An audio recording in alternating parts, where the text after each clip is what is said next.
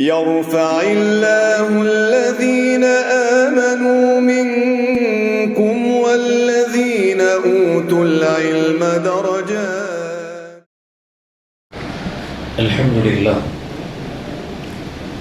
الحمد لله وحده نصر عبده وعز جنده وهزم الأحزاب وحده. أشهد أن لا إله إلا الله وحده لا شريك له وأشهد أن محمدا عبده ورسوله أرسل الله بحق بشيرا ونذيرا وداعيا إلى الله بإذنه سراجا منيرا. أما بعد، فقد قال الله تعالى في القرآن الكريم والفرقان الحميد بعد أعوذ بالله من الشيطان الرجيم بسم الله الرحمن الرحيم اهدنا الصراط المستقيم صراط الذين أنعمت عليهم غير المغضوب عليهم ولا الضالين آمين. صدق الله العظيم. اللهم اجعل صلواتك ورحمتك وبركاتك على سيد المرسلين وإمام المتقين وخاتم النبيين محمد عبدك ورسولك إمام الخير وقائد الخير ورسول الرحمة. اللهم ابعثه مقاما محمودا يغبطه به الأولون والآخرون. உலகை படைத்து பரிபாலிக்குகிற எல்லாம் வல்ல அல்லாஹ் ஒருவனுக்கே புகழ் அனைத்தும் உரித்தாகுக. ஒப்பற்ற நாயகம் முக்காலம் போற்றும் முஹம்மது ரசூலுல்லாஹ் ஸல்லல்லாஹு அலைஹி வஸல்லம் அன்னவர்கள் மீதும் அவர்களை அப்படியே பின்பற்றி வாழ்ந்த சத்திய சஹாபாக்கள், தாபிஈன்கள், தபஉ தாபிஈன்கள், சுஹதாக்கள், நல்லோர்கள், குறிப்பாக இங்கு வந்திருக்கக்கூடிய நம்மவர்கள் அனைவர்களின் மீதும் அல்லாஹுவின் அன்பும் அருளும் என்றும் நின்று நிலவட்டுமாக. ஆரம்பமாக பதிலை எதிர்பார்த்தவனாய் மனமார்ந்த அஸ்ஸலாமு அலைக்கும் வரஹ்மத்துல்லாஹி வபரகாத்துஹு. அன்பிற்கினிய இஸ்லாமிய சொந்தங்களே,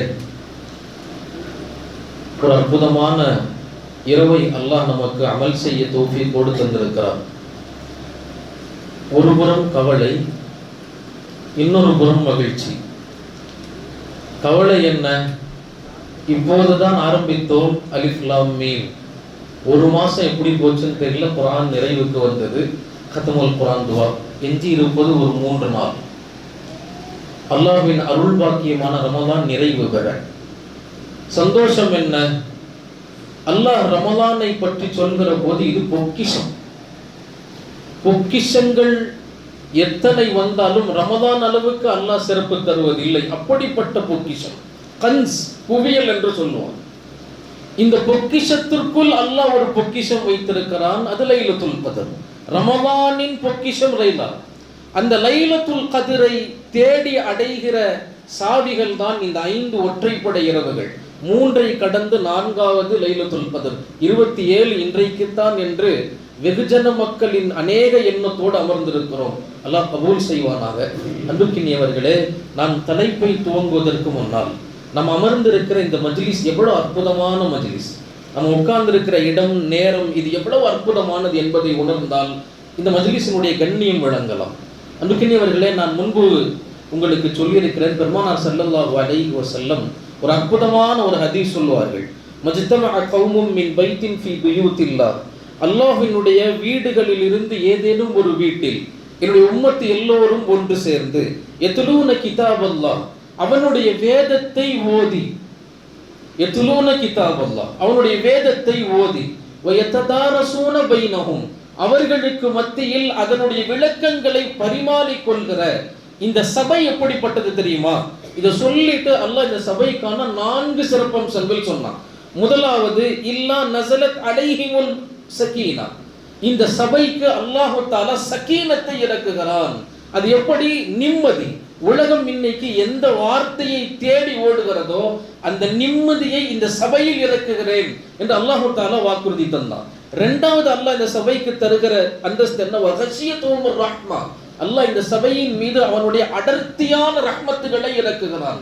எந்த ஒரு ரஹ்மத்தும் இந்த சபையிலிருந்து மிஸ் ஆகிறதே இல்லை. ரஷியத் அப்படின்னு சொன்னா அசல் அன்பானவர்களே இறங்குதலுக்கு நிறைய வார்த்தைகள் உண்டு. நஸல அப்படின்னா துளி துளியா இறங்குறது, மலை மாதிரி. அல்லாஹ் வஹீக்கு அந்த வார்த்தை பயன்படுத்துவோம். வஹீங்கிறது மொத்தமா 30 நம்ம இறக்கல. நஸல நாம் கொஞ்சம் கொஞ்சமா இறக்கணும். ரஷியன் சொன்னா அடர்த்தியா எத்தனை இருக்கோ அத்தனையும் இறக்குறது. அன்பானவர்களே, அப்போ இந்த சபையின் மீது அல்லாஹ்வுடைய 2வது வாக்குறுதி என்னன்னா, அவன் தன் புறத்தில் வைத்திருக்கிற எல்லா ரஹ்மத்துகளையும் வாரி இறக்குகிறான். அப்படிப்பட்ட சபை இது. வகஷியத் அலைஹிம் ரஹ்மா, என்னுடைய ரஹ்மத்தின் எல்லாம் இறங்குகிற சபை. 3வது என்ன, பெருமானார் ஸல்லல்லாஹு அலைஹி வஸல்லம் சொன்னார்கள், வகஃபத்ஹுமுல் மலாயிகா, இந்த சபையை சுத்தி என் மலக்குகளின் படை இருக்கிறது. நம் தோளோடு தோள் ஒட்டி நம் கண் புரியாத சம்பாஷணை உணர்வுகளில் உணரவே முடியாத ஆக அற்புதமான அல்லாஹுக்காகவே தன்னுடைய முழு நேரங்களையும் படைப்பையும் அர்ப்பணித்துக் கொண்டிருக்கிற சுஜூது திலாவத்து இது மட்டும்தான். இப்படியே தன்னுடைய வாழ்க்கையை அர்ப்பணிக்கிற அற்புதமான படைப்புகளோடு நாம் இப்போது கலந்திருக்கிறோம். இவர்களின் மீது ரஹ்மத் பொருந்திய மலக்குமார்கள் சூழ்ந்திருக்கிறார்கள். கடைசி 4வது அல்லாஹ் சொன்னா, அன்பானவர்களே, நம்ம எல்லாரும் பெருமைப்படணும். எவ்வளவு அற்புதமான தன்மைனா, 4வது அல்லாஹ் சொன்ன இந்த சபையில் அமர்ந்திருக்கிற ஒவ்வொரு நபர்களுடைய பெயரையும் அல்லாஹ் அவருடைய அர்ஷில் நினைவு கூறுகிறார். அல்லாஹ்வுடைய அர்ஷில் ஒவ்வொருத்தருடைய பெயரும், இன்னாரின் மகன் இன்னார் என்னுடைய குர்ஆனின் இந்த சபையில் அமர்ந்திருந்தார், இன்னாரின் மகன் இன்னார், நம்ம எல்லாருடைய பேரும் அல்லாஹ்வுடைய அர்ஷில் சுப்ஹானல்லாஹ் அல்லாஹ் கபூல் செய்யணும். இன்னைக்கு ஒலித்துக் கொண்டிருக்கும். யோசிச்சு பாருங்க, ரஹ்மானின் அர்ஷில் ஒலிக்கப்படும் பெயரின் நசீபை இந்த சபைகள் நமக்கு தருகிறது.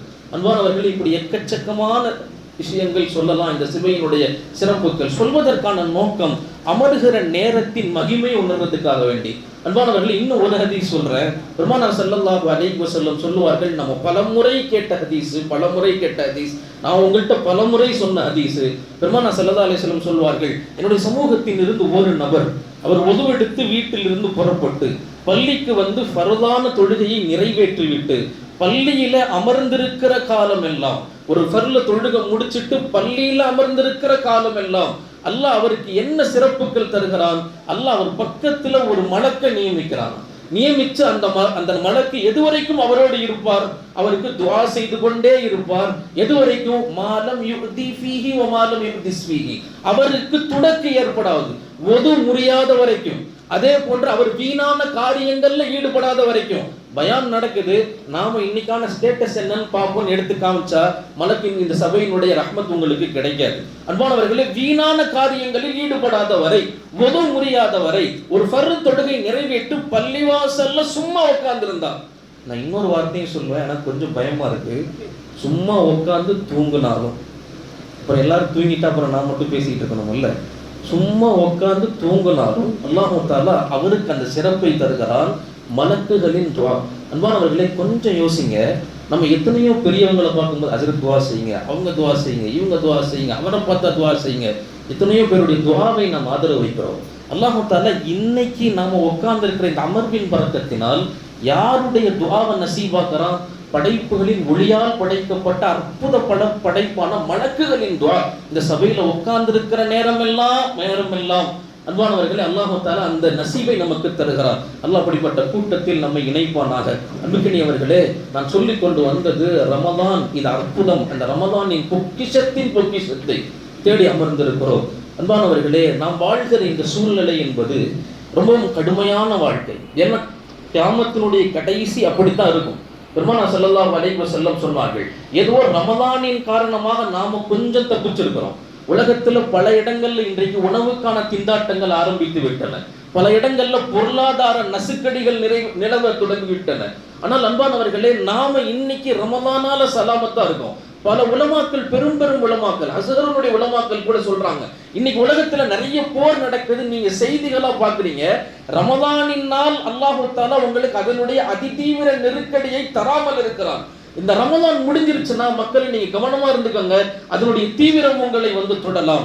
எனவே அன்பானவர்களே, இது அங்கு நடக்குதுன்னு இல்லை, இன்னைக்கு கேஸ்ல இருந்து ஆரம்பிச்சு பிரச்சனைகள் தொடங்க ஆரம்பித்து விட்டது. அன்பானவர்களே, எனவே ரஹ்மத்தினுடைய காலத்தினுடைய கடைசி பகுதி நீர்ச்சிக்கு தள்ளப்பட்டிருக்கிறோம். அன்பானவர்களே, இந்த நேரங்கள் எல்லாம் பொன்னானவை. எனவே ரமதான்ல நமக்கான கவனம், இது போன்ற ஒற்றைப்படை இடைவுகள்ல நமக்கான கவனம். இதுதான் பெருமானார் ஸல்லல்லாஹு அலைஹி வஸல்லம் சொன்னாங்க, கடைசி காலம் கஷ்டத்தால் சோதனைகளால் சூழப்பட்டு தான் இருக்கும். இப்படித்தான் இருக்கும். பெருமானார் சஹாபாக்கள்கிட்ட சொன்னாங்க, அலா இன்னஹும் சதகூனூன ஃபித்னா. சஹாபாக்கள் எல்லாரும் உட்கார்ந்து இருக்கும் போது சொன்னாங்க, என்னுடைய தோழர்களே, ஒரு காலம் வரும், அந்த காலத்தில் ஃபித்னா, குழப்பம் தலைவிரித்தாடும். சஹாபாக்கள் பயந்துட்டாங்க. பயந்து கேட்டாங்க, யா ரசூலல்லாஹ் மல் மஹ்ருஜ் மின்ஹா, அந்த சோதனையான காலத்திலிருந்து நாங்கள் தப்பிப்பது எப்படி, எங்களுக்கு அந்த தப்பிக்கிற வழியை சொல்லித்தாங்க. பெருமானார் ஸல்லல்லாஹு அலைஹி வஸல்லம் ஒண்ணுதான் சொன்னாங்க, கிதாபுல்லாஹ், அது அல்லாஹ்வின் வேதம்னு சொன்னாங்க.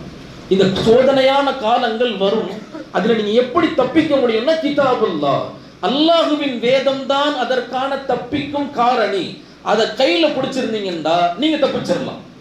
அன்பானவர்களே, குர்ஆன் சாதாரணமானதல்ல. அல்லாஹ் குர்ஆனை பத்தி குர்ஆன்ல சொல்லும் போது இது முபாரக்னு சொல்றான். உலமாக்கள் இப்படி சொல்லுவாங்க, குர்ஆன் ஓதுகிற வாடை அது நறுமணமானது. குர்ஆன் ஓதுவதற்காக அசைகிற நாவுகள் அற்புதமானது, பரக்கத்தானது. அதை கேட்குகிற செவிகள் பரக்கத்தானது. அன்பானவர்களே, எனவே குர்ஆன் இது பரக்கத்தானது. பெருமானார் ஸல்லல்லாஹு அலைஹி வஸல்லம் விவரிப்பார்கள், எனவே உங்களுடைய கடைசி காலத்தின் குழப்பங்களில் இருந்து நீங்கள் பாதுகாப்பு பெறணுமா, ஒரே ஒரு காரியம், இதை செய்யுங்கள், கிதாபுல்லாஹ், அல்லாஹ்வினுடைய வேதத்தை கையில் எடுங்கள், அல்லாஹ் தஆலா உங்களை பாதுகாப்பான். இதை சொல்லிட்டு பெருமானார் ஸல்லல்லாஹு அலைஹி வஸல்லம், அது நீண்ட ஹதீஸ், பெருமானார் விளக்குவார்கள். அந்த ஹதீஸ் முழுக்க குர்ஆனின் சிறப்பை விளக்குவார்கள். இந்த குர்ஆன் எவ்வளவு சிறந்தது, இதுல என்னென்ன இருக்கு நாம சொல்ல தேவையில்லை. பெருமானார் ஸல்லல்லாஹு அலைஹி வஸல்லம் சொல்வார்கள், இந்த குர்ஆன் எவ்வளவு அற்புதமானது, இதுல என்னென்ன விஷயங்களை எல்லாம் அல்லாஹ் வைத்திருக்கிறான் என்று பெருமானார் பேசுவார்கள். முதல்ல பெருமானார் சொன்னாங்க, ஃபீமா நபஉ மா கப்லகும், உங்களுக்கு முன் சென்ற நபர்களின் வரலாறுகள் அதுல இருக்குது. அல்லாஹ் முன் சென்ற சமூகத்தை எதனால் வெற்றி பெறச் செய்தான், அந்த வரலாறும் உள்ள இருக்கு. எதனால முன் சென்ற சமூகத்தை அல்லாஹ் அழித்தான், அந்த வரலாறும் அதுக்குள்ள இருக்கு. ஃபீமா நபஉ மா கப்லகும், உங்களுக்கு முன் சென்ற வரலாறுகள் குர்ஆன்ல இருக்கு. உலகத்தின் ஆரம்பம் முதல் கடைசி வரைக்கும் ஒரு மனிதன் வரலாற்று தேடணுமா, குர்ஆனை புரட்டுங்க. உலகத்தின் துவக்கம் முதல் கடைசி வரைக்கும் அந்த குர்ஆன்ல இருக்கு. இரண்டாவது பெருமானார் ஸல்லல்லாஹு அலைஹி வஸல்லம் சொன்னாங்க, வ கபரு மா பஅதகும், உங்களுடைய வாழ்க்கைக்கு பின்னால் இந்த உலகத்தின் முடிவிலிருந்து கியாமத் வரைக்கும் என்னென்ன விஷயங்கள் இருக்குதோ அல்லாஹ் எல்லாத்தையும் குர்ஆன்ல சொல்லிட்டான். அதுல இல்லாததே இல்லை. முன் சென்றதும் இருக்குது, பின்பறப்போல நடக்க போகக்கூடிய எல்லா நிலவரங்களும் அந்த குர்ஆன்ல பதிவு செய்யப்பட்டிருக்குது. அப்படிப்பட்ட அற்புதமானது குர்ஆன் என்பது பெருமானார் ஸல்லல்லாஹு அலைஹி வஸல்லம் சொன்னாங்க. அடுத்து பெருமானார் சொன்னாங்க, வஹுக்முமா பைனகும், உங்களுடைய பிரச்சனைகளுக்கான தீர்வுகளை அல்லாஹ் குர்ஆன்ல வச்சிருக்கிறான். எப்படிப்பட்ட பிரச்சனையா இருந்தாலும் சரி, வீட்டு பிரச்சனையா இருந்தாலும் சரி, நாட்டு பிரச்சனையாக இருந்தாலும் சரி, எல்லாத்துக்குமான தீர்வை அல்லாஹ் தஆலா குர்ஆன்ல வச்சிருக்கான். இந்த குர்ஆன் எப்படிப்பட்டது தெரியுமா, வஹுவல் ஃபஸ்ல் லைஸ பில் ஹஸ்ல், இது தீர்க்கமான சொல். மனிதர்களே, உங்கள மாதிரியான வீணான பேச்சுக்கள் குர்ஆன்ல இல்ல, தவறுதலான பேச்சுக்கள் இல்ல, பேசும்போது வாய் தவறி தப்பா சொல்லிட்டங்க இல்ல, வீணான பேச்சுக்கள் இந்த குர்ஆன்ல அப்படிப்பட்டது இல்ல. இந்த குர்ஆன் எப்படிப்பட்டது, வஹுவல் ஃபஸ்ல் லைஸ பில் ஹஸ்ல், இதில் எல்லாமே தீர்க்கமான சொல். இந்த குர்ஆனின் ஒரு ஆயத்தை ஒருவர் கையில் எடுத்தாலும் அல்லாஹ் அவருக்கு மறுமையில் வெற்றியை தருவான். அப்படிப்பட்ட குர்ஆன் என்பது இந்த குர்ஆன். 6666 ஆயத்துக்கள், அதுல ஒரு ஆயத்து கூட வீணானவை கிடையாது, வீணானது கிடையாது. இது சத்தியம் போட்டு எந்த யாராலையும் சொல்ல முடியாது. ஏனைய புத்தகங்கள், எத்தனையோ நாவல் படிக்கிறோம், எத்தனையோ புத்தகங்கள் படிக்கிறோம், எவ்வளவு விஷயங்கள் ஆய்வுகள் செய்கிறோம். அன்பானவர்களே, இந்த மாதிரி சத்தியம் போட்டு யாராலையும் என்னுடைய புத்தகத்துல ஒரு லைன் கூட, ஒரு வார்த்தை கூட, ஒரு ஹர்ஃப் கூட, அன்பானவர்களே, இதுல வீணானது இல்லைன்னு யாராலையும் சொல்ல முடியாது. அல்லாஹ் தஆலாவினுடைய ரசூல் ஸல்லல்லாஹு அலைஹி வஸல்லம் விளக்குகிறார்கள், உங்கள் குர்ஆன்ல ஒவ்வொரு எழுத்தும் பரக்கத்தானது. லைஸல் ஃபஸ்ல் லைஸ பில் ஹஸ்ல், இதுல எந்த விதமான தேவையில்லாத விஷயங்களும் அல்ல, இது தீர்க்கமான விஷயங்கள். அடுத்து பெருமானார் சொன்னாங்க, மன் தரகஹு மின் ஜப்பாரின் ஃபகஸமஹுல்லாஹ், இதுதான் கவனிக்கணும். எந்த சமூகம் இந்த குர்ஆனை புறந்தள்ளுமோ அல்லாஹ் தஆலா அந்த சமூகத்தை நசுக்கி விடுவான். இன்னொன்னு கஸமஹுல்லாஹ்வுக்கு இன்னொரு அர்த்தம் வைக்கலாம், அல்லாஹ் தஆலா அந்த சமூகத்தை துடைத்தெறிந்து விடுவான். இன்னொரு அர்த்தமும் சொல்லலாம், அந்த சமூகத்தை அல்லாஹ் இயலாத சமூகமாக மாற்றி விடுவான். அன்பானவர்களே, இன்னைக்கு யோசிச்சு பாருங்க, எவ்வளவு இஸ்லாமியர்கள் இந்த உலகத்துல வாழ்றோம், நம்முடைய சமூகத்தினுடைய மரியாதை, மதிப்பு, பயம் ஏனைய சமூகத்துக்கிட்ட எவ்வளவு இருக்குன்னு கொஞ்சம் யோசிச்சு பாருங்க.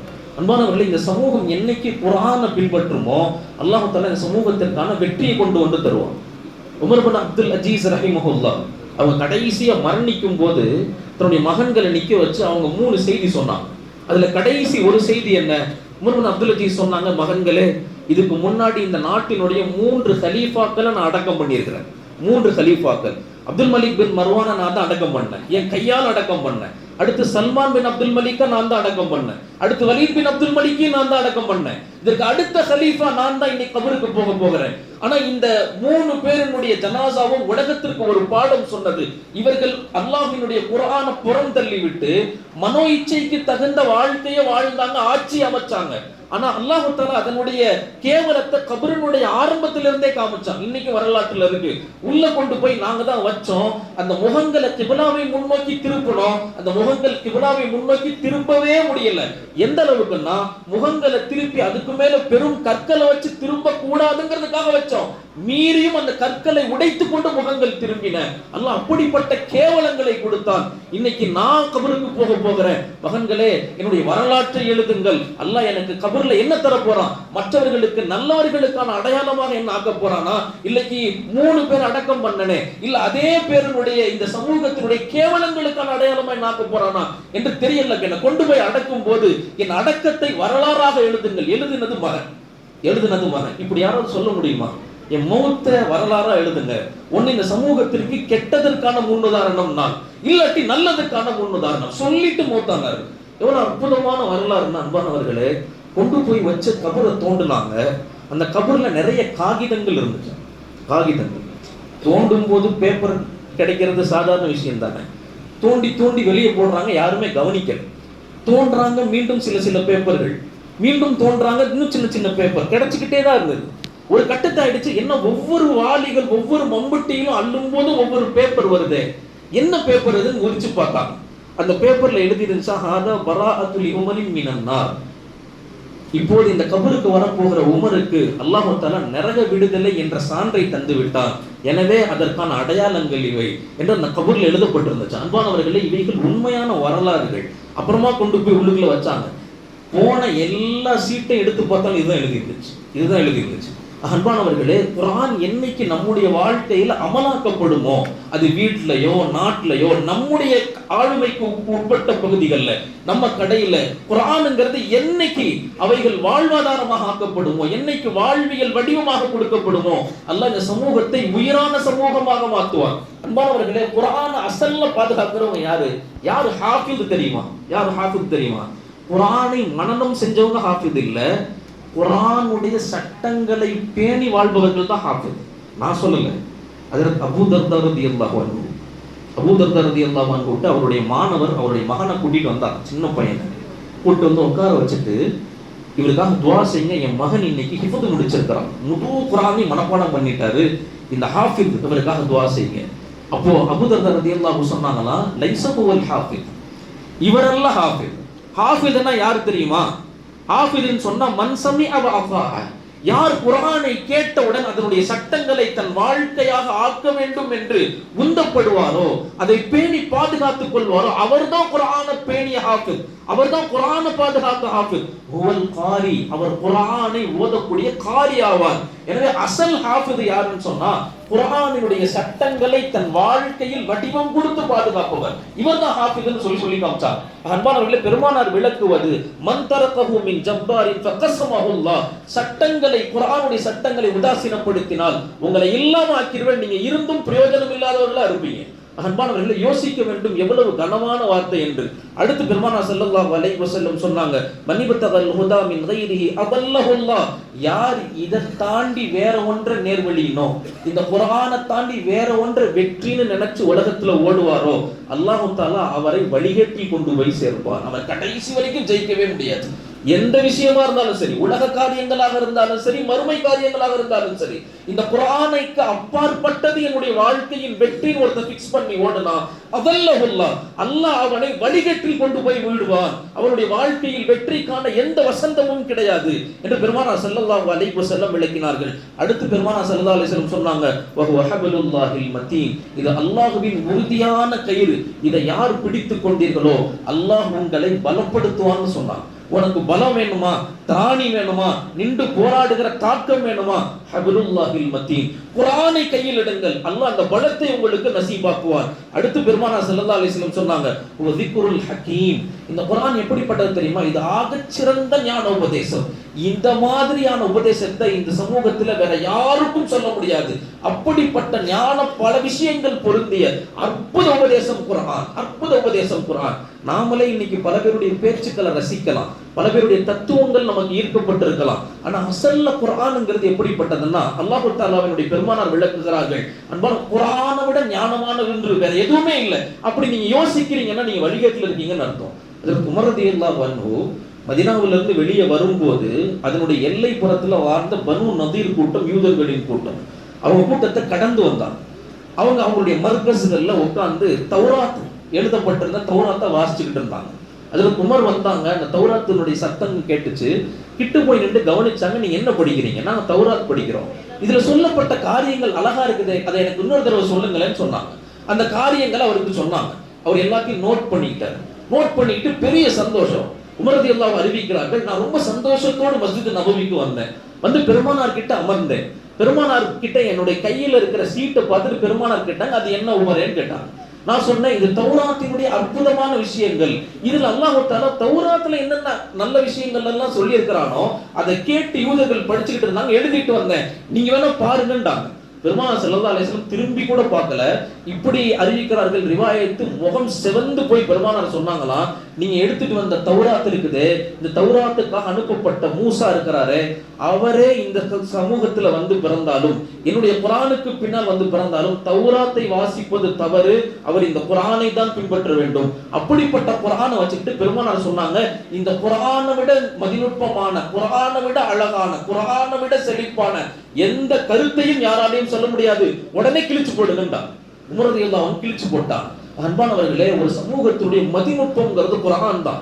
இதுதான் அல்லாஹ் தஆலா குர்ஆன்ல சொல்லுவான். இந்த குர்ஆன் எப்படிப்பட்டதுன்னா, வலக்கத் யஸ்ஸர்னல் குர்ஆன லிذிக்ர். இந்த குர்ஆனை திக்ருக்காக நான் ரொம்ப லேசாக்கிட்டேன். திக்ர்னா என்ன? இதுல 3 கருப்பொருட்கள் அடங்கும். திக்ர்னா என்ன? 3 கருப்பொருட்கள். முதலாவது பொருள் என்ன? இந்த குர்ஆன் மனனம் செய்ய ரொம்ப லேஸ். மனனம் செய்வதற்கு ரொம்ப ரொம்ப லேஸ் இந்த குர்ஆன். இந்த குர்ஆன் மாதிரி ஈஸியான மனனம் செய்யவே முடியாது. மற்ற மொழிகளை நீங்க பேசினா புரிஞ்சுக்கிறதே கஷ்டம். அந்த மொழியிலிருந்து உதிர்க்கிற வார்த்தைகள் என்னன்னே தெரியாது. மற்ற மொழிகளுக்கும் குர்ஆனுக்கும் மத்தியில வித்தியாசம் பாருங்க. சும்மா பள்ளிவாசல 4 தடவை கடந்து போறவர் அல்ஹம்து காதுல பட்டாலும் அவர் காஃபிராவே இருந்தாலும் ஓதுவார். ப்ரொனன்சியேஷன் இல்ல, உச்சரிப்புகள் இல்ல, ஆனா அது ஓதக்கூடிய தாக்கத்தை எல்லாம் கொடுத்துருவான். ஏன்னா திக்ரை நான் லேசாக்கி இருக்கேன். இதை விட லேசானது வேற எதுவுமே கிடையாது. மனனம் செய்ய ரொம்ப லேசானது. இதுக்கு எக்கச்சக்கமான வரலாறுகள் சொல்லலாம். ஹிஜ்ரி 8ல பெருமானார் ஸல்லல்லாஹு அலைஹி வஸல்லம் உடைய ஃபத்ஹே மக்காவுக்கு பின்னாடி நபி ஸல்லல்லாஹு அலைஹி வஸல்லம் உடைய கரம் பற்றி இஸ்லாம் ஏற்க பல பேர் வந்தாங்க. அதுல மதீனாவினுடைய ஓரத்துல ஒரு கூட்டம். அந்த கூட்டத்தினுடைய தலைவர் சலிமா அவர் வந்தார். வந்து பெருமானார் கிட்ட உட்காந்து இஸ்லாத்தை எல்லாம் கற்றுக்கிட்டு சாயந்தர நேரம் எனக்கு மனப்பூர்வ சம்பந்தம், எனக்கு கலிமா சொல்லி கொடுங்க. எனவே பெருமானார் ஸல்லல்லாஹு அலைஹி வஸல்லம் கலிமா சொல்லி கொடுத்தாங்க. சொல்லிட்டு சொன்னாங்க, இங்க தங்குங்க, மார்க்கத்தின் விஷயங்கள் விடயங்களை எல்லாம் கத்துக்குவீங்க. அப்போ சலிமா சொன்னாரு, என்னுடைய கூட்டம், அந்த கூட்டத்திற்கான தலைவன் நான் நேர்வழிக்கு வந்துட்டு அவங்க மதீனாவினுடைய ஓரத்துல வசிக்கிறாங்க, எல்லாருக்கும் ஈமான போய் சொல்றேன், எல்லாத்தையும் சொல்லி நான் இங்க கூட்டிட்டு வரேன். பெருமானார் சொன்னாங்க, சரி, அதுக்கு முன்னாடி தொழுகையினுடைய விஷயங்களையாவது கத்துக்கங்க. தொழுகையினுடைய விஷயங்கள் எல்லாம் பெருமானார் சொல்லி கொடுக்குறாங்க. இவர் இந்த நேரத்துடைய 5 நேர தொழுகைகளை பாடம் பண்ணிட்டு புறப்பட்டு நேர கூட்டத்துக்கு வந்தார். வந்த உடனே சலிமா எல்லாத்தையும் கூப்பிட்டு அவங்க கூட்டத்திற்கு அமரக்கூடிய ஒரு மரம், அந்த மரத்துக்கு கீழே தான் முக்கியமான பேச்சுக்கள் எல்லாம் பேசுவாங்க. அந்த மரத்துக்கு கீழே சலிமா உட்கார்ந்து எல்லாத்தையும் கூப்பிட்டு, இப்படி தூதர் வந்திருக்கிறாரு, இந்த செய்திகளை எல்லாம் சொல்றாரு, நீண்ட ரிவாயத்து எல்லாத்தையும் சொல்லிட்டு, நீங்க இஸ்லாம் ஏத்துக்காங்க, நானும் இஸ்லாம் ஏத்துக்கிட்டேன். அந்த கூட்டத்தார்கள் சொன்னாங்க, எங்களுக்கு இதுவரைக்கும் நேர்வழி காட்டுறவர் நீங்க தான், எங்களுக்கு எல்லா விஷயங்களையும் நல்லதான் நீங்க நாடுவீங்க, இந்த விஷயத்துல நீங்க நல்லதான் நாடுவீங்க, எங்களுடைய கூட்டத்துல ஒருத்தர் மாறாம எல்லாரும் இஸ்லாத்தை ஏத்துக்கிறோம். உடனே எல்லாரும் இஸ்லாத்தை ஏத்துக்குவாங்க. அவர் ரொம்ப கடுமையான சந்தோஷப்பட்டுட்டு அவர் சொல்லுவாரு, பிற்பகல் நேரம் ஆயிடுச்சு, இது லுஹருடைய நேரம், நாம தொழுகணும். எப்படி தொழுகலாம்? அவர் தொழுகையினுடைய சட்டங்கள்லாம் சொல்றாரு. இந்த நேரத்தில் லுஹர் தொழுகணும், இத்தனை வக்து தொழுகைகள், இது எல்லாம் தொழுகணும், தொழுகையில குர்ஆன் ஓதணும், எல்லாம் தயார். சரி, எப்படி தொழுகணும்? இப்படி அணியணியா பெருமானார் தோழர்கள் நின்றாங்க. பெருமானார் ஓதுனாங்க, நாங்கள் எல்லாரும் தொழுதோம். அப்படியா? சரி, எல்லாரும் நிற்போம். எல்லாரும் நின்றாச்சு. இப்ப தொழுகை நடத்தணும். யார் தொழுகை நடத்துறது? யாருக்குமே குர்ஆன் தெரியாது. காலையில இஸ்லாம் ஏற்றாரு, வந்துட்டாரு. வந்துட்டார். மறுநாள் வந்து இஸ்லாம் சொல்லி கொடுத்து எல்லாரும் ரெடி, தொழுக சப்புல நிக்கிறாங்க. யாராலும் குர்ஆன் ஓத முடியும்? யாருக்குமே குர்ஆன் தெரியாது. இந்த சலிமாவினுடைய மகன் அம்ர் பின் சலிமா, அவன் கை தூக்கின வயசு 8. அதான் நான் குர்ஆன் ஓதுறேன், இதுதான் குர்ஆனான்னு பாருங்கண்டா. அந்த பையன் ஓதுனா அல்ஹம்துலில்லாஹி ரப்பில் ஆலமீன். ரிவாயத்தில் அன்பானவர்களே அவன் 3 ஜுஸு ஓதுனான். எத்தனை ஜுஸு ஓதுனான்? 3 ஜுஸுக்கு மிகாமல் ஓதுனான். அவ்வளவு ஓதுனான். அன்னைக்கு தான் அத்தா வந்து சொல்றாரு, இவன் 3 ஜுஸுக்கு குறை இல்லாம ஓதுனான். ஆச்சரியப்பட்டு கேட்டாரா, இதுதான் குர்ஆன் என்று உனக்கு எப்படி தெரிஞ்சிச்சு? இன்னைக்கு தான் தீனை கொண்டு வர்றேன், என் கூட கலிமா சொன்ன, நீ எப்படி குர்ஆன் ஓதுகிறாய்? உடனே அந்த பையன் சொன்னா, இந்த மதீனால வாழ்ற அன்சாரிகள் நம்ம ஊரை கடந்து தானே வணிகத்துக்கு போவாங்க. அப்போ வரும்போது போகும்போது ஊரின் எல்லையில் அமர்ந்திருப்பாங்க. அவங்க அமரும் போது ரசூல்னு பேசிக்குவாங்க, அல்லான்னு பேசிக்குவாங்க, குர்ஆன்னு பேசிக்குவாங்க. அவங்க பேசுறத நான் ஆடுகள் மேய்ச்சிக்கிட்டே உட்காந்து கவனிப்பேன் என்ன பேசுனாங்கன்னு. அதுல சில பேர் பேசிட்டு தனிமையில உட்காந்து ஏதோ ஓதுவாங்க. என்ன ஓதுறாங்கன்னு நான் கவனிச்சுக்கிட்டே இருந்தேன். இத்தனை வருஷம் 8 ஆண்டு காலத்தினுடைய என்னுடைய கவனம், நான் இன்னைக்கு 3 ஜுஸு மனப்பாடம் பண்ணிட்டேன். அந்த 8 வயசு பையன் தான் நின்று தொழ வச்சான். அவனுக்கு எப்படிப்பட்ட சூழ்நிலைன்னா, அன்பானவர்கள், அவனுக்கு வெறும் கீழாடை மட்டும்தானா. இந்த ஹதீஸை எங்க கொண்டு வருவாங்கன்னா, மேலாடை இல்லாமல் ஒரு நபர் கீழாடையோடு மட்டும் தொலை வைக்கலாமா அப்படின்னு ஒரு சட்டம் வரும் மார்க்கத்துல. அந்த சட்டத்தில் இந்த ஹதீஸை கொண்டு வருவாங்க. இந்த பையன் தொழுக வைக்கிறான், அவனுடைய ஆடை முட்டிக்காலுக்கு மேலதான் இருந்தது. முட்டிக்காலுக்கு மேல பொத்துறதுக்கு சரியான மேலாடை இல்லை. அவன் தொழுக வச்சதுக்கு பின்னாடி அந்த ஊர் இருக்கக்கூடிய எல்லாரும் தன்னுடைய வீடுகள்ல இருந்த சிறந்த ஆடையை கொண்டு வந்து அன்பளிப்பா கொடுத்து, எப்பா எங்க ஊருடைய இமாம் பாணி, நீ நல்ல ஆடை போட்டுட்டு பெருமானாரை கூட்டிட்டு போனாங்க. அன்பானவர்கள், இதுதான் குர்ஆன். அல்லாஹ் தஆலா இந்த குர்ஆனை, இந்த திக்ரை அவ்வளவு லேசாக்கி வச்சிருக்கான். இது முதல்ல இந்த திக்ருக்கான சிறப்பு. ரெண்டாவது என்ன அன்பானவர்களே, இந்த குர்ஆன் தருகிற ரெண்டாவது சிறப்பு என்ன? இதனுடைய சட்டங்களை பின்பற்றுவது லேசானதை தாண்டி ஈர்ப்பானது. இதனுடைய சட்டங்கள் ஈர்ப்பானது. உலகத்துல இந்த சட்டங்கள் நடைமுறைக்கு கொண்டு வந்துட்டா அல்லாஹ் அக்பர், யாருமே இந்த சட்டங்களை தாண்டி வேற எந்த விஷயங்களையும் யோசிக்கவே மாட்டாங்க. ஸ்பெயின்ல உங்க எல்லாருக்கும் தெரியும், ஸ்பெயினுக்குள்ள போய் தாரிக் இப்னு ஜியாத் வெற்றி பெற்று இஸ்லாத்தினுடைய ஆட்சியை கொஞ்சம் கொஞ்சமா கொண்டுட்டு வந்துகிட்டே இருந்தார். இஸ்லாத்தினுடைய ஆட்சி அதிகாரங்களை கொண்டு வந்தார். இந்த சட்டம் ஒண்ணா கொண்டு வந்தார். ஆரம்பத்தில் அவருடைய ஆட்சி சட்டங்கள் முதல்ல சொல்லப்பட்டது பள்ளிவாசல் இல்லை.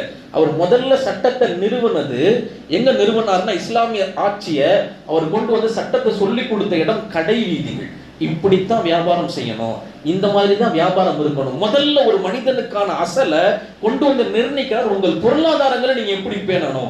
இதுல ஈர்க்கப்பட்ட மக்கள் இப்படி தாரீக்ல வருது. தாரிக் இப்னு ஜியாத் கிட்ட சொல்லாங்களா, எங்களுக்கு இந்த சட்டங்களை இன்னும் விசாலமா சொல்லி கொடுங்க. இஸ்லாத்தினுடைய வியாபாரத்தை மட்டும் தான் தெரிஞ்சுக்கிட்டோம், வீட்டினுடைய சட்டங்கள் என்ன, நாட்டினுடைய சட்டங்கள் என்ன, ஒவ்வொரு நபருடைய ஹக் என்ன, இதை கேட்டது கிறிஸ்துவர்கள். அன்பானவர்களே, இந்த குர்ஆனுடைய சட்டத்துல இரண்டாவது சிறப்பு என்னன்னா, இந்த திக்ர் அற்புதமான திக்ர், இது ஈர்ப்பான திக்ர். இதை நீங்க வாழ்க்கையில கொண்டு வந்துட்டீங்க, உங்க வாழ்க்கையை பார்த்து பல பேர் ரசிக்க ஆரம்பிச்சிருவாங்க. அவர் வந்தாரு, அவ்வளவு அற்புதமான மனிதரா இருந்தாரு, அவ்வளவு வியாபாரங்கள் செஞ்சாரு. அன்பானவர்களே, பல சஹாபாக்களுடைய வணிகம் உலகளாவிய வணிகமாக போனதுக்கான காரணம் இதுதான். அப்துர்ரஹ்மான் இப்னு அவுஃப் பெருமானார் ஸல்லல்லாஹு அலைஹி வஸல்லம் அற்புதமான துஆவுக்கு சொந்தக்காரர். எப்படிப்பட்ட துஆ? அப்துர்ரஹ்மான் இப்னு அவுஃப் சொல்லுவாரு, நான் தொட்டதெல்லாம் பொன், நான் எதெல்லாம் கை வைக்கிறேனோ எல்லாமே பொன். ஏன்னா பெருமானாருடைய துஆ எனக்கு கிடைச்சிச்சு. அப்படிப்பட்ட துஆ என்னுடைய வியாபாரத்தின் நேர்மை, இந்த ரெண்டு தான் என்னுடைய வணிகத்துல எனக்கு மிகப்பெரிய உச்சத்தை கொடுத்ததுன்னு சொல்லுவார். அன்பானவர்களே, நீங்க யோசிச்சு பாருங்க, இஸ்லாத்தினுடைய வணிகம், இஸ்லாத்தினுடைய சட்டம்ங்கிறது அவ்வளவு அற்புதமானது, லேசானது, ஈர்ப்பானது. மூணாவது திக்ருக்கான விஷயம் என்ன? மூணாவது திக்ர் என்ன வலியுறுத்துகிறது? அன்பானவர்களே, இந்த இஸ்லாம், இந்த குர்ஆன் உங்களுக்கு தருகிற பல படிப்பினைகள். இதை யார் வேணாலும் எடுத்து படிக்கலாம். குர்ஆன்ல சட்டங்கள் படிக்கிறது சிரமம், குர்ஆனுடைய படிப்பினைகள் படிக்கிறது ரொம்ப ஈஸி. யார் வேணாலும் தர்ஜுமால எடுத்து படிக்கலாம். ஹஜ்ரத் யூசுப் அலைஹிஸ்ஸலாமுடைய வரலாறுகள் எடுத்து குர்ஆன்ல நீங்க எல்லாரும் வாசிச்சுக்கிட்டே போதும் வரலாறு. அதுல பல படிப்பினைகள். ஒரு குடும்பத்துக்குள்ள என்னென்ன பிரச்சனைகள் வரும், அண்ணன் தம்பிக்குள்ள என்ன பிரச்சனைகள் வரும், அந்த பிரச்சனைகளை எப்படியெல்லாம் தீர்க்கணும், யூசுப் சூராவுடைய படிப்பினை. மூசா அலைஹிஸ்ஸலாம் பத்தி அல்லாஹ் பேசுறான், ஒரு ஆட்சியாளருக்கும் அடிமை மக்களுக்கும் நடுவுல பிரச்சனை வந்தா எப்படி தீர்க்கணும். மூசா அலைஹிஸ்ஸலாமுடைய வரலாறுகள் அதில் பேசப்படுது.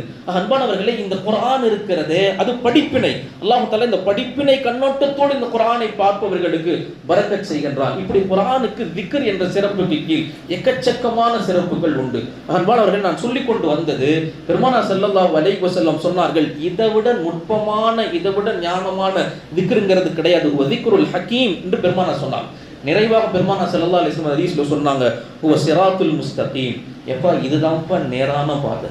ஒரு மனிதன் நேரான பாதையில் நிற்கணும்னா இதுதான் நேரான பாதை. இதை தாண்டி ஹிதாயத் வேற யாருக்குமே கிடையாது.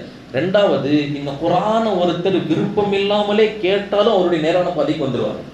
நேரான பாதைக்கு வந்துடுவார். அல்லாஹ் அப்படிப்பட்ட ஆற்றலை குர்ஆனுக்கு வச்சிருக்கான். அப்படிப்பட்ட ஆற்றல். இதுக்கு எக்கச்சக்கமான உதாரணங்கள் சொல்லலாம். சுபைர் இப்னு முத்இம் ரலியல்லாஹு அன்ஹு, காஃபிர், பத்ர் படையில கடந்து கொண்ட காஃபிர், எதிரி படையில நின்றவர். பத்ர் போர் முடிஞ்சிருச்சு. பெருமானார் 70 நபர்களை கைதியா மதீனாவுக்கு கூட்டிட்டு வந்துட்டாங்க.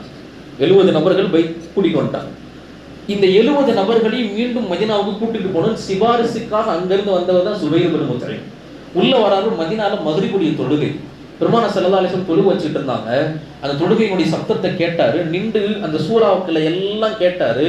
கேட்டு முடிச்சுட்டு அங்கேயே வாசல்ல அழுதுட்டு மக்ரிப் தொழுகை முடிஞ்சோடனையும், யா ரசூலல்லாஹ் எனக்கு ஷஹாதத் கலிமா சொல்லி கொடுங்க, நான் மதீனாவிலே இருந்துக்கிறேன், நான் மதீனாவிலே இருந்துக்கிறேன். இந்த குர்ஆன் இவ்வளவு அற்புதமான குர்ஆனா? இந்த குர்ஆனை தான் இத்தனை வருஷம் குறைஷிகள் என்ன கேட்காம தடுத்து வச்சிருந்தாங்களா?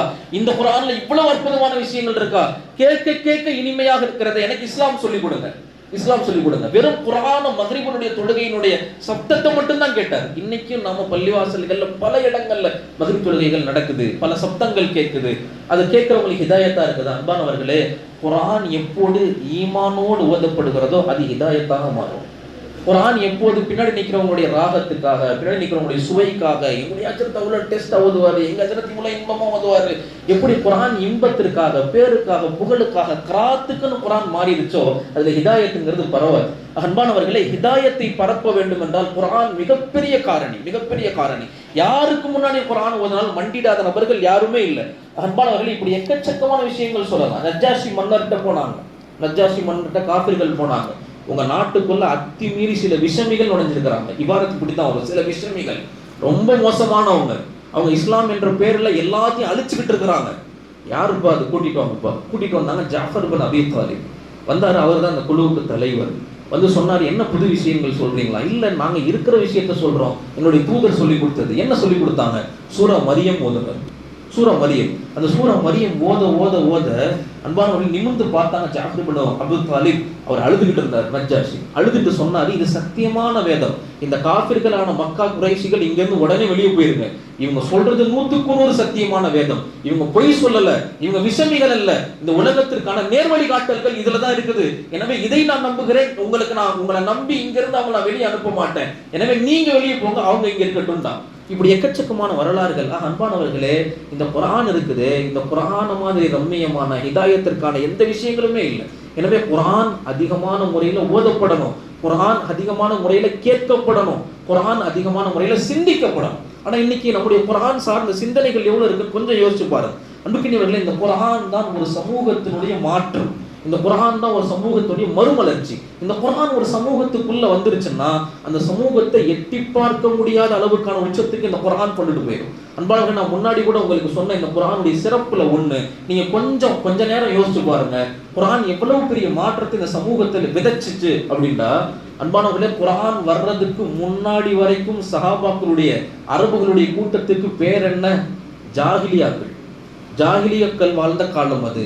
மடையர்கள், வடிகட்டிய முக்கால்கள், கொடூரர்கள் வாழ்ந்த காலம் அது. குர்ஆன் வந்துச்சு. அடுத்த வருஷத்திலிருந்து அந்த காலம் எப்படி மாறிடுச்சு?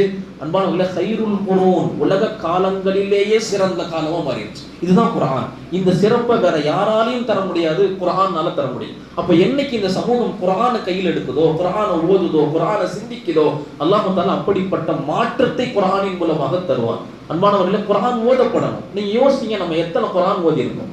எத்தனை குர்ஆன் ஓதிருக்கோம்? அஹ்மது பின் ஹம்பல் ரஹிமஹுல்லாஹ் சொன்னாங்க, அநியாயக்காரர் யார் தெரியுமா? குர்ஆனுக்கு அநியாயம் செஞ்சவர். 40 நாளைக்கு ஒரு குர்ஆன் முடிக்கணும் அப்படின்னு கணக்கு போட்டா ஒரு நாளைக்கு 3/4 ஜுஸு ஓதணும். யார் ஓதலையோ அவர் குர்ஆனுக்கு அநியாயம் செய்தவர்னு சொன்னாங்க. நம்ம கடந்து வந்த ஒரு வருஷம், சரி ரமலான்லயே எத்தனை குர்ஆன்கள் ஓதிருப்போம்? இத்தனை வரைக்கும் நம்மள பல பேர் எப்படின்னு சொன்னா, பிஸ்மில்லா ரமதான் வந்தோடனே குரானும் கையும் ஆரம்பிக்கிறோம்.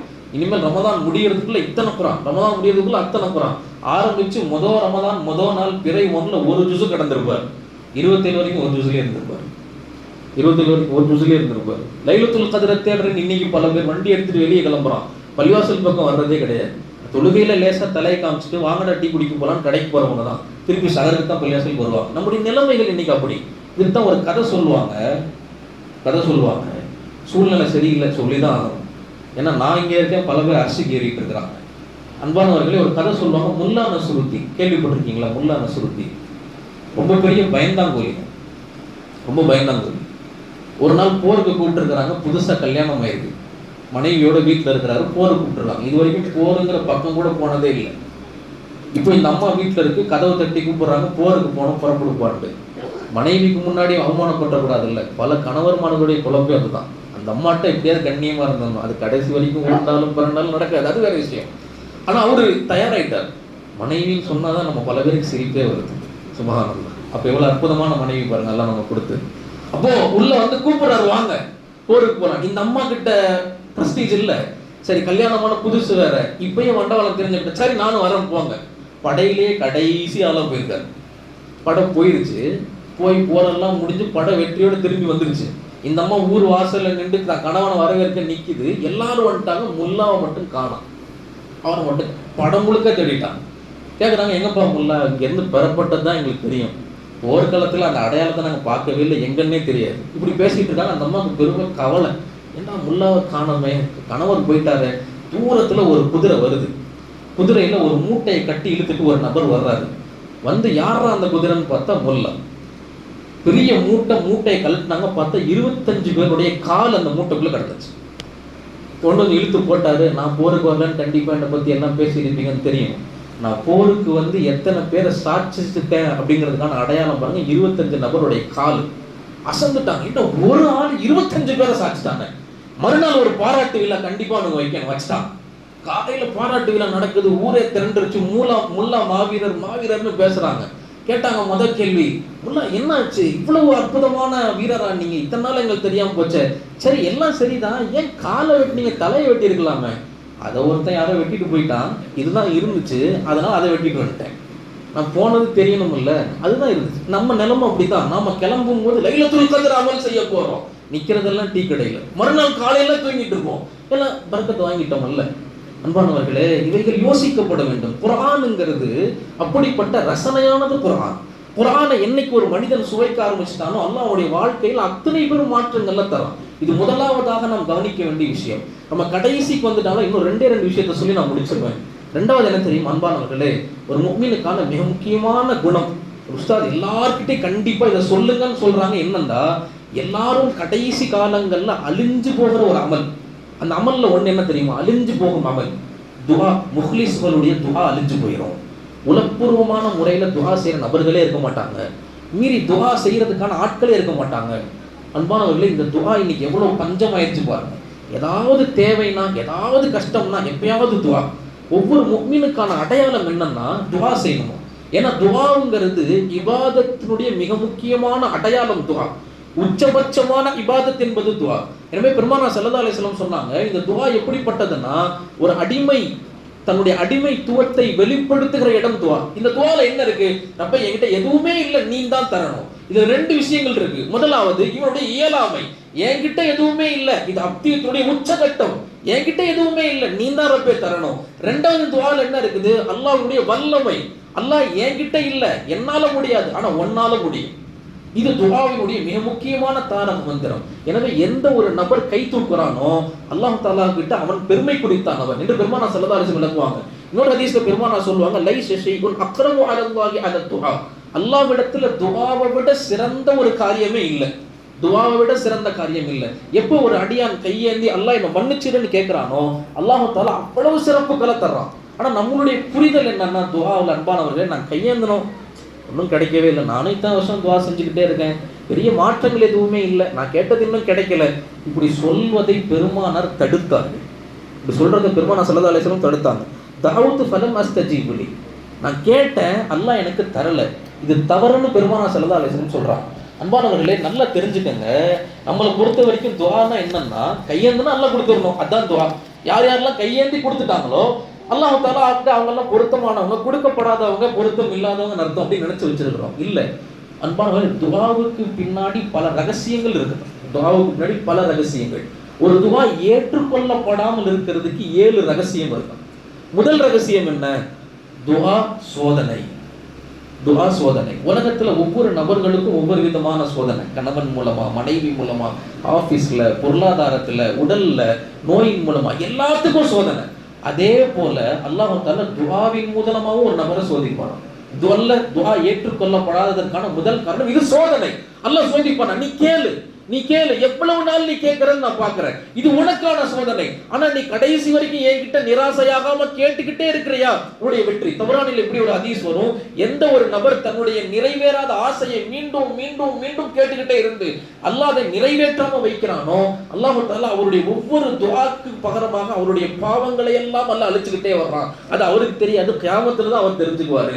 அன்பானவர்களே, நம்ம துஆ ஏற்றுக்கொள்ளப்படாததின் முதல் காரணம் அல்லாஹ்வுடைய சோதனை. ரெண்டாவது காரணம் என்ன தெரியுமா? நாம கேட்கறது நமக்கு கேடா இருக்கும். ரஹ்மானுக்கு தான் தெரியும் இவன் கேட்கிற விஷயம் நல்லதா கெட்டதான், நமக்கு தெரியாது. நம்ம கேட்கறது நமக்கு கேடா இருக்கும். ஒரு மிகப்பெரிய ஆலிம் ஒருத்தர், அவர் இப்படி அல்லாஹ்ட்ட துஆ செஞ்சாரா, அல்லாஹ் ஜஅல்னி ஃபில் ஹர்ப், அல்லாஹ் என்னை எப்படியாவது போர்க்களத்துக்கு கூட்டிட்டு போ, நான் சண்டை போடணும், நான் போர் செய்யணும். கடைசி வரைக்கும் அந்த வாய்ப்பு கிடைக்கல. 80க்கும் மேற்பட்ட வயசு. அவர் எல்லார்ட்டையும் சொல்லுவாரா, நான் இந்த துஆ செஞ்சேன், எனக்கு அல்லாஹ் தரவே இல்லை. ரொம்ப கடுமையான அர்த்தம். அப்ப கனவுல அல்லாஹ் தஆலா ஒரு மலக்கு அனுப்பி அவருக்கு சொன்னானா, இந்த துஆவை அல்லாஹ் தஆலா நீங்க 80 வருஷமா செய்யறதை கேட்டுக்கிட்டே தான் இருக்கான். ஆனா உனக்கு தராததுக்கான நோக்கம் என்ன தெரியுமா? நீங்க போருக்கு போனீங்கன்னா அந்த படை தோக்கும். அந்த படை தோக்கும் போது நீங்க கைதிகளாக பிடிக்கப்படுவீங்க. கைதிகளாக பிடிச்ச உங்களை கடுமையான சித்திரவதை பண்ணுவாங்க. அந்த சித்திரவதையின் வலி தாங்க முடியாம நீங்க கிறிஸ்துவரா மாறி போயிருவீங்க. நீங்க மரணிக்கும் போது நசாராவை மரணிச்சிருவீங்க. எனவே அல்லாஹ் துஆ கபூல் செய்யல. நீங்க கேட்கிற துஆ உங்க பார்வையில நல்லதா இருக்கலாம், ஆனா அது உங்களுடைய வாழ்க்கையில் ஆகப்பெரும் பாதிப்பை ஏற்படுத்தலாம். இதை அல்லாஹ் தஆலா உணர்ந்திருக்கிறான். எனவே இப்னு மஸ்ஊத் ரலியல்லாஹு அன்ஹு சொல்வார்கள், ஒரு நபர் அல்லாஹ்ட்ட ஒரு காரியத்தை கையேந்தி ரப்பே இதத்தான்னு கேட்டா அல்லாஹ் மலக்குகளின் படைகள்கிட்ட சொல்லுவான்னா, இவருக்கு அதை நீ தராதன்னு சொல்லுவான். நீ அவருக்கு கொடுத்தா என்னவாயிரும்னா, ஒரு கட்டத்தில் அந்த ஞாபகத்தினாலேயே அவர் நரகவாசியாக மாறிவிடுவார். எனவே நீ அதை தராத. இது துஆ ஏற்றுக்கொள்ளப்படாததற்கான 2வது காரணம்.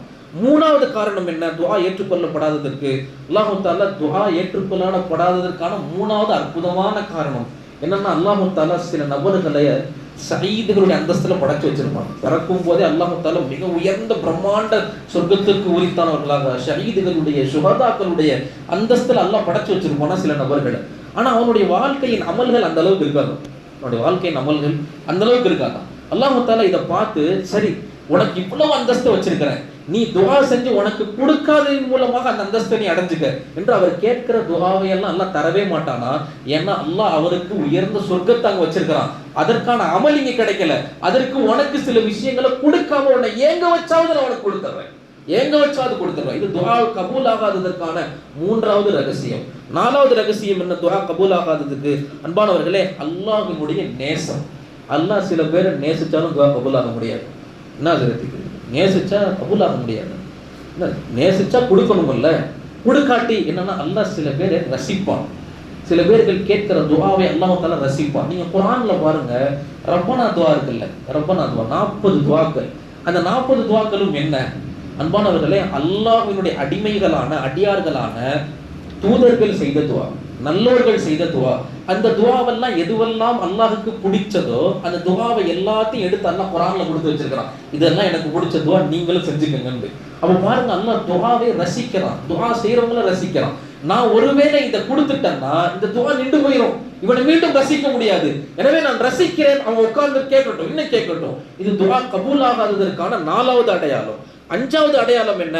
அன்பானவர்களே, துஆ நாம செய்கிற முறைகள்ல தவறு இருக்கும். என்னைக்கு ஒரு மனிதன் தன்னை முழுசா உடைச்சு நான் அடிமை, நீ தான் தரணும்னு கெஞ்சுறானோ அப்போ துஆங்கிறது ஏற்றுக்கொள்ளப்படும். பனி இஸ்ராயேலர்கள்ல ஒரு பெரிய ஆலிம் இருந்தார். அவர் துஆ செஞ்சாராம் ஒரு விஷயத்துக்கு எதுவுமே கிடைக்கல. அந்த விஷயத்துக்காக 80 வருஷம் நோன்பு வச்சார். ஒவ்வொரு நாளுடைய இரவும் நின்று வணங்கினார். அவருக்கு அல்லாஹ் அந்த விஷயத்தை தரவே இல்லையா. 80 வருஷம் கேட்டும் தராத நபர் கடைசி அவர் என்ன செஞ்சாலும் கை தூக்கி ரப்பே எனக்கு நீ எதுவுமே தரவே இல்லை அப்படின்னு அவர் கேட்கல. இவ்வளவு துஆ செஞ்சு இவ்வளவு அமல் செஞ்சு எனக்கு எதுவுமே கிடைக்காம போயிருச்சு, நான் செஞ்ச அமல் ஒன்னுத்துக்குமே பிரயோஜனம் இல்லை, நீ செஞ்ச அமல் எதுவுமே அல்லாஹ் கிட்ட ஏற்றுக்கொள்ளப்படல, நீ அவ்வளவு வீணானவன். இதை சொன்ன உடனே அல்லாஹ் ஒரு மலக்கார்கிட்ட அனுப்புனானா. அவர் சொன்னாராம், நீ இத்தனை நாளா செஞ்சதிலேயே ரொம்ப அற்புதமானது என்ன தெரியுமா, உன்னோட இபாதத்தை விட இப்ப நான் எதுக்குமே தகுதி இல்லை, என் அமல் எதுக்குமே பிரயோஜனம் இல்லைன்னு சொன்னேன் இல்ல, அல்லாஹ் இந்த வார்த்தை உனக்கு ரொம்ப பிடிச்சிருச்சு, எனவே அல்லாஹு தஆலா உனக்கு நீ கேட்டதை விட சிறப்பானதை தரப்போகிறான்னு சொன்னாராம். அன்பானவர்களே, இந்த விஷயங்களை தெளிவா புரிஞ்சுக்கணும். அல்லாஹு தஆலா துஆவை யாருக்கு கபூல் செய்யவில்லையோ நாம நம்ம துஆல சரியான முறையில் நம்முடைய அடிமைத்துவத்தை வெளிப்படுத்தலன்னு அர்த்தம். அடுத்தது என்ன, ஆறாவது, துஆ செய்யும் போது கவனமின்மை, பொடுபோக்குத்தன்மை. இதுல துஆங்கிறது கபூல் ஆகாது. ஒரு நிமிஷம் ஒரு செகண்ட் கவனம் விலகினாலும் முடிஞ்சு போச்சு. ஒரு செகண்ட் கவனம் விலகினாலும் துஆ கபூல் ஆகாது. இதான் பெருமானா சொன்னாங்க, இன்னல்லாஹ லா யக்பலு துஆஅன், அல்லாஹ் சில நபர்களுடைய துஆவை ஏற்கிறதே இல்லை. அது எப்படிப்பட்ட நபர், மின் கல்பின் காஃபிலின் லாஹின், அல்லாஹ் தஆலா பொடுபோக்கான கல்பு இருக்கக்கூடிய, வெளியே பார்த்தா உருகுவாரு, உட்கார்ந்துருப்பாரு, துப்பி போட்டிருப்பாரு, கனிமையில உட்கார்ந்துருப்பாரு, ஆனா கல்பு எப்படி இருக்கும் அப்படின்னு சொன்னா கஃப்லத், பொடுபோக்கா இருக்கும். ரெண்டாவது லாஹின், கவனமில்லாம இருக்கும். இப்படிப்பட்ட கல்போடு துஆ செஞ்சா அல்லாஹ் தஆலா துஆவை கொஞ்சம் கூட ஏத்துக்கிறது இல்லை என்று பெருமானார் ஸல்லல்லாஹு அலைஹி வஸல்லம் சொன்னாங்க. கடைசியா 7வது துஆ ஏற்கப்படாததற்கான காரணம் என்ன, அநியாயம் செஞ்சிருந்தா, பிறர்களை கஷ்டப்படுத்தி இருந்தா, அந்த கஷ்டப்படுத்துற நபர் உங்களை மன்னிக்காத வரைக்கும் அல்லாஹ் சில துஆக்களை ஏற்றுக்கொள்றதே இல்லை. 3வது ஹராமுடைய வருமானங்கள் இருந்தா, இந்த 7 காரணங்கள் இருந்தால் அல்லாஹ் தஆலா துஆவை தள்ளி போடுகிறான். எனவே இதுதான் துஆ தள்ளி போடுவதற்கான காரணம். அன்பானவர்களே, நிறைய துஆ செய்யணும்.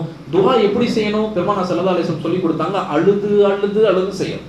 எப்படி அழுகணும்னா, நம்ம சஹாபி ரஹிமஹுல்லாஹ் சொல்லுவாங்க, ஒரு குழந்தை எப்படி தாய் கிட்ட பாலுக்காக அழுகுமோ அந்த மாதிரி அழுகணும். அந்த குழந்தைக்கு தெரியாது, எல்லாரும் என்ன பாக்குறாங்க, என் அழுகை எல்லாரும் பாக்குறாங்க, இது வெக்கமா இருக்கு, என் அழுகு, அதெல்லாம் குழந்தைக்கு தெரியாது. அந்த குழந்தைக்கு என்ன, எனக்கானது என் வயிறு நிரம்பணும், எனக்கு அந்த பால் வேணும், அதற்காக எப்படி போராட்டப்பட்டாவது அழுகும். இதே மாதிரி ஒவ்வொரு அடியானும் அல்லாஹ் கிட்ட அல்லாஹ் பொருத்த வேணும்னு கண்கலங்கி அழுதா அல்லாஹ் தஆலா அந்த தாய் வெறும் ஒரு தாய் தான், ரப்பு 70 தாய்க்கு மேல மேற்பட்டவன். அவன் அவனுடைய ரஹ்மத்தை ரொம்ப ஈஸியான முறையில வாங்கிடலாம் யாரு துஆவுல அழுது அழுது வாங்குறார்களோ. எனவே துஆங்கிறது சும்மா கையேந்தி தடவிட்டு போறதில்ல, துஆவுல அழுகணும். அதுதான் அசல் துஆவுடைய உயிரோட்டம். இது துஆவுக்கான விஷயம். அன்பானவர்களே, நிறைவாக நம்ம எல்லாரும் கடைசிக்கு வந்துட்டோம். ரமதான் முடிய போகுது. கொஞ்சம் யோசிங்க, ரமதான் நமக்கு என்ன கொடுத்தது? ரமதான் கடைசி நமக்கு தருகிற ஒரே ஒரு பாடம், அதை சொல்லி நான் முடிச்சிருவேன். ரமதான் என்ன பாடம் தருகிறது தெரியுமா? இவ்வளோ அற்புதமான மாதம், எவ்வளோ அற்புதமான மாதம், அல்லாஹ்வுடைய பரக்கத் பொருந்திய மாதம். இந்த உலகத்துல எதுக்குமே நிரந்தரம்ங்கிறது கிடையாது. இவ்வளோ அற்புதமான மாதம் தான், அல்லாஹ்வால் கண்ணியம் செய்யப்பட்ட மாதம் தான். ஆனா அதுக்கும் அல்லாஹ் ஒரு முடிவு வச்சிருக்கிறான். இந்த மாதத்துல பயணிக்கிற நம்ம எல்லோருக்கும் ஒரு முடிவு என்பது இருக்கிறது. கண்டிப்பா எல்லாரும் மரணிக்கத்தான் போறோம். அந்த மரணத்துடைய நிலைமை எப்படி இருக்கும்? எதுவெல்லாம் காதுல இத்தனை நாளா கேட்டோமோ அது எல்லாம் கண்ணுக்கு முன்னாடி எல்லாம் காட்டுவோம். சொர்க்கம் பார்த்ததில்லை கேட்டோம், நரகம் பார்த்ததில்லை கேட்டோம், அல்லாஹ்வுடைய அருட்படைகள் பார்த்ததில்லை கேட்டோம், அதாப பார்த்ததில்லை கேட்டோம். இது எல்லாமே கண்ணுக்கு முன்னாடி கொண்டு வரப்படுகிற இடம் தான் நம்முடைய கடைசி தருணம். எனவே அன்பானவர்களே, இந்த ரமதான் முடிவதை போல் நமக்கான கடைசி தருணமும் வரும். விழித்திருந்து அமல் செய்ய வேண்டும், கவனத்தோடு அமல் செய்ய வேண்டும். உஸ்தாத் அவங்க அற்புதமான ஒரு வரலாறு ஒன்று சொல்லுவாங்க. அல்லாமா ரூமி ரஹிமஹுல்லாஹ் அவங்க சொல்லுவாங்களாம் ஒரு வரலாறு. அன்றைய காலத்தினுடைய எகிப்து, அந்த எகிப்துல என்ன பழக்கம்னா, வருஷத்துக்கு ஒரு அரசர், ஒரே ஒரு அரசர். 12 மாசம் ஆனோடனே அந்த அரசரை கொண்டு போய் கடுமையான கோரமான காட்டுல போட்டுருவாங்க. அதுல கடுமையான வனவிலங்குகள், முள்செடிகள் நிறைந்த காடுகள். அவர் தான் அவருடைய வாழ்க்கை முடிஞ்சு போச்சு. 12 மாசம், ஒரு வருஷம் என்ன செய்யலாம், அரசனா இருக்கலாம். அந்த ஒரு வருஷத்துக்கு பின்னாடி கொண்டு போய் போட்டுருவாங்க. இதே மாதிரி வரிசையில் ஒரு ஆளை தேர்ந்தெடுக்கிறாங்க. அவர் கொஞ்சம் புத்திசாலி. அவரை கொண்டு வந்தாங்களா, தம்பி நீ தான்ப்பா இந்த வருஷத்தினுடைய அரசன். அவன் கேட்டானா, அரசன்னா என்னப்பா? அரசன்னா ஒன்றும் இல்லை, நீ சொல்றது எல்லாத்தையும் நாங்கள் செய்வோம், இந்த நாடே உன் கையில தான். ஆனால் 12 மாசம் தான். ஆனால் 12 மாசம் தான் அப்படின்னா என்ன? 12 மாசத்துக்கு பின்னாடி உன்னை கொண்டு போய் ஒரு காட்டில் போட்டுருவோம். அது என்ன காடு, எனக்கு கொஞ்சம் காட்டுங்களேன்ட்டார். சரி வந்து காட்டை காமிச்சாங்க. காட்டை பார்த்துட்டாரு. பார்த்தா கடுமையான கொடூரமான காடு. பார்த்துட்டு சரி நான் அரசராயிடுறேன், நான் சொல்றது எல்லாம் கேட்பீங்கல்ல? கேட்பேன். இந்த காட்டில் தானே போடுவீங்க? ஆமாம் இந்த காட்டில் தான் போடுவோம். வேற இடம் மாற்றிட மாட்டீங்கல்ல? மாற்ற மாட்டேன். சரி நான் அரசராயிடுறேன். மேலே வந்து உட்கார்ந்தவனே முதல் கட்டளை இட்டாராம், அந்த காட்டில் இருக்கிற முள்செடியெல்லாம் முதல்ல அகற்றணும். அகற்றிட்டாங்க. 2வது கட்டளை, அதில் இருக்கக்கூடிய எல்லா விலங்குகளையும் கொன்னுட்டாங்க. 3வது கட்டளை, இந்த தேசத்தினுடைய உயிர் நாடி நைல் நதி, அந்த நதி அந்த காட்டு பக்கம் போய் வெளியே கிராஸ் ஆகணும், தூர் வெட்டினாங்க. 4வது கட்டளை, பிரம்மாண்ட மாளிகை கட்டுங்க. கட்டிட்டாங்க. 12 மாசம் முடிஞ்சு போச்சு. 12 மாசம் முடிஞ்சு போச்சு. இப்போ என்ன செய்யணும்? கடைசி நாள் கொண்டு போய் அவர் அங்கே இறக்கணும். குதிக்கிறார், சீக்கிரம் கொண்டு போய் விடுங்க, அந்த காட்டுக்கு நான் போகணும். இதுக்கு முன்னாடி போனவங்க எல்லாம், ஆஹா என்னுடைய வருஷம் முடிஞ்சு போச்சே, என்னை கொண்டு போய் போட போறாங்களே கதர்னவரு. இவர் எப்படி இருக்காருன்னா, சீக்கிரம் கூட்டிட்டு போங்கயா, அந்த நந்தவனத்துக்கு நான் போகணும். அங்க ஆறுகள் என்ன, கோட்டைகள் என்ன, அற்புதங்கள் என்ன, இதை விட பல ரம்மியங்கள் அங்க இருக்கு, சீக்கிரம் கூட்டிட்டு போங்க. இது சொல்லிட்டு அல்லாம ரூமி சொல்லுவாங்க, அன்பான இஸ்லாமிய சமூகமே, இதே மாதிரி தான் கபூரும். நமக்கான ஒரு கபூர் அல்லாஹ் தயார் செஞ்சு வச்சுட்டான். பிறந்துட்டோம், வேற வழியே இல்லை, மௌத்தாய கபூருக்கு போகணும். முடியாதுங்க, நான் நேரம் வானத்துக்கு போயிடுவேன். அது ஈசா அலைஹிஸ்ஸலாம் மட்டும்தான். அவங்களே எல்லாம் திருப்பி இறக்கி கபருக்கு கொண்டுட்டு வருவான். அன்பானவர்களே, பிறந்துட்டோம், வேற வழி இல்லை, கபரை பார்த்துத்தான் ஆகணும். யாரா இருந்தாலும் சரி, பார்த்துத்தான் ஆகணும். நீங்க யோசிச்சுக்கங்க, அது முள்கள் நிறைந்தது, கடும் விஷம் தோய்ந்த பாம்புகள் நிறைந்தது, தேள்கள் நிறைந்தது, இருட்டு நிறைந்தது. இங்கிருந்து ஒருத்தர் அமல் செஞ்சு தன்னுடைய வாழ்க்கையில அங்க கபரை பாவத்தை அழிக்கிறாரு, பாவத்தை அழிச்சு கபருடைய வேதனைகளை அழிக்கிறாரு, நன்மைகள் செஞ்சு கபரை ஒளிமயமாக்குறாரு. போகிற ஆன்மா எப்படி போகும்? சாரி, விரைந்து கொண்டு போங்க, அல்லாஹ்வுடைய ரஹ்மத்தை சுவைக்கணும் இப்படின்னு ஒவ்வொரு ஆன்மாவும் சொல்லிக்கிட்டே போகும் என்று அல்லாமா ரூமி ரஹிமஹுல்லாஹ் சொல்லுவார்கள். அன்பானவர்கள், இது நிதர்சனம். அல்லாஹ் அப்படிப்பட்ட ஒரு வாழ்க்கையை நமக்கு தந்திருக்கிறான். இந்த வாழ்க்கைக்கு மிக முக்கியமான கடமையை அவனுக்காக வாழ்வதுதான். அப்படி வாழ்ந்தா அல்லாஹ் மறுமையை செழிப்பாக்குறான். அன்பானவர்களே, நம்முடைய வாழ்க்கையை அற்புதமாக மாற்றுவதற்காக கொடுக்கப்பட்ட காலங்கள் இந்த காலங்கள்லாம். அதிலும் குறிப்பாக இது போன்ற இரவுகள் எல்லாம், இந்த இரவுகளை வீணாக்கிடக்கூடாது. பயான் கேட்டவன் கலைஞ்சு போயிடக்கூடாது. முடிஞ்சிருச்சு, கொஞ்ச நேரம் நான் துஆல உட்கார்ந்துருக்கேன், முடிஞ்சிருச்சு, நான் தனியா 2 ரக்காத் நின்று என் ரப்புக்காக நான் தொழுகிறேன், நான் கொஞ்சம் 5 நிமிஷம் நின்று அழுகிறேன், என் ஒரு அமல் என் ஒரு அழுக அல்லாஹ்ட்ட கபூல் ஆயிடுச்சுன்னா என்னை விட சிறந்தவன் யாருமே இருக்க முடியாது. அல்லாஹ் அப்படிப்பட்ட சிறப்புறங்களை இது போன்ற நாட்கள்ல வச்சிருக்கிறான். எனவே வீணாக்க வேண்டாம். போன நாட்கள் எத்தனை கோடி கொடுத்தாலும், தலைகீழ நின்றாலும் திருப்பி வரவே வராது. அல்லாஹ் கை செய்தவன்களின் பட்டியல்கள் இருந்து நம்மை பாதுகாப்பானாக. ரமதானுடைய கடைசிக்கு வந்துட்டோம், அமல் செய்யணும். அல்லாஹ் தஆலா அமலுக்கான தௌஃபீகை நமக்கு தருவானாக. அந்த அமல் கபூலியத்தான முறையில செய்யக்கூடிய ஆற்றலை நமக்கு தருவானாக. அல்லாஹ் நம்மையும் நம்முடைய குடும்பத்தாரையும் ரமதானில் சயீதுகள் என்ற உயர்ந்த பட்டியலில் பேரை நசீபாக்குவானாக. அவனுடைய பொருத்தத்தை இந்த ரமதானின் பரிசாய் நமக்கு அல்லாஹ் தருவானாக. மஜ்லிஸினை அல்லாஹ் கபூல் செய்வானாக. ஆமீன். வாஹிரு தஅவானா அல்ஹம்துலில்லாஹி ரப்பில் ஆலமீன். அஸ்ஸலாமு அலைக்கும்.